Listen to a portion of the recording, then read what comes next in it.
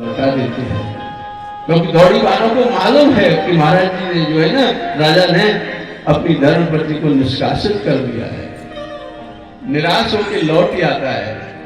इस प्रकार से कई बार प्रयास करता है महलों से वापस आता। जब ध्रुव महाराज जो है 4 वर्ष पूरे कर चुके हैं, 5वां वर्ष प्रविष्ट करते हैं, तो उस समय एक दिन खेलते खेलते जो है महलों में प्रवेश कर जाते हैं। महलों में जाते हैं तो राजा उत्तानपाल जो है सिंहासन पर बैठा हुआ गोदी में लिए हुए अपने पुत्र जो है उत्तम को खिला रहा है। 1 साल का बालक है वो अभी, वो भी जो है ना सुनीति के आशीर्वाद से हुआ है। उस सुनीति को नित्य प्रति उन संतों से कहती थी कि मेरी छोटी बहन है ना, उसके विवाह के हुए काफी समय हो गया, महाराज ऐसा आशीर्वाद दो कि मेरी बहन का एक बेटा हो जाए। धन्य है सुनीति, कितनी उच्च कक्षा का चरित्र है उस सुनीति का कि जिस रानी के कारण उसको महलों से निष्कासित कर दिया गया, उसको छोटी बहन मान करके उसकी मंगल कामना करती है, संतों से आशीर्वाद में उसको पुत्र दिलाती है। उस उत्तम को देखा जाकर के और अपने पिता को देखा, ध्रुव जी के पिताजी मैं ध्रुव, मुझे गोदी ले लो।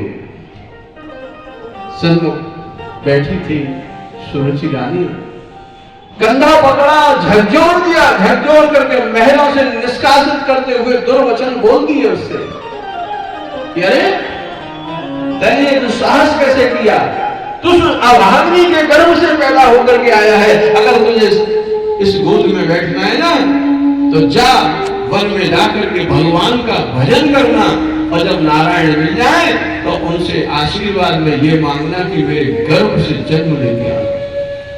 तब इस गोदी में बैठे। जब उसके दुर्वचन आकाश का भेदन करते हुए मेरे भगवान के वैकुंठाधिपति के काम में पहुंचे होंगे, कितना भगवान को भी कष्ट हुआ होगा। हम और आप भजन किस लिए करते हैं? इस जीवन मरण के चक्कर से बच जाए। लेकिन मानो आज उसने अपने उदर को भगवान का देवालय मान लिया हो कि पहले भजन करो, और भजन का परिणाम क्या करेंगे कि मेरे गर्भ से जन्म लेके आओ। आज ध्रुव का ही अपमान नहीं किया, मेरे भगवान श्री हरि का भी अपमान किया उसने। क्या कोई प्रहार कर देता है ना, रोते हुए महलों से वापस आ रहे और मन में विचार कर रहे हैं कि मैं बड़ा हो जाऊंगा ना, छोटी माँ मैंने मेरी बड़ी माँ, मेरी माँ के लिए जितना भी अपशब्द बोला है ना, एक एक अपशब्द का बदला बोला। बड़ी मन में गुनगुनाते हुए रोते हुए अपनी माँ के पास में जब नदी किनारे आकर के हृदय से लगे हैं, माँ ने लगा दिया हृदय से ध्रुव को सुनीति ने, और कहा पुत्र क्यों रोते हो, रोने का कारण बताओ बेटा, क्या बात है? बोले माँ मैं आज महलों की ओर। अरे बेटा मैंने कितने बार तुझसे मना किया कि तू महलों की ओर मत जाया कर, तू क्यों चला गया महलों की ओर बेटा? माँ ऐसे कौन से सद्गुण हैं छोटी माँ में जिनके अभिमान के वशीभूत हैं? मैं और मुख पे ढक दिया, दंड है माँ। सुनीति नहीं बेटे मैंने ये और शत्रु के विषय में भी कभी ऐसी बात नहीं बोलना, वो तो तुम्हारी माँ है। हाँ बात अधूरी रहेगी पुत्र। और क्या कहा तेरी माँ ने? छोटी ने बता तो सही। बोले ये कहती है कि वन में चला जा, वन में जाकर के भगवान का भजन करना, और भजन करके जो है ना लगे सुनीति के, और कहने लगी बेटा अरे धन्य है तू, कितना बड़ा भागी है, तेरी छोटी माँ कितनी तुझसे लाड़ करती है, कितना स्नेह है। जो बात मुझे कहनी थी वो तेरी छोटी माँ ने कह दिया बेटा।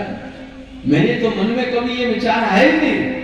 देख तुझको जो है भगवान के भजन करने की प्रेरणा दी है, जा कल जाता हो तो आज चला जा, और आज जाता हो तो पुत्र अभी चला जाना।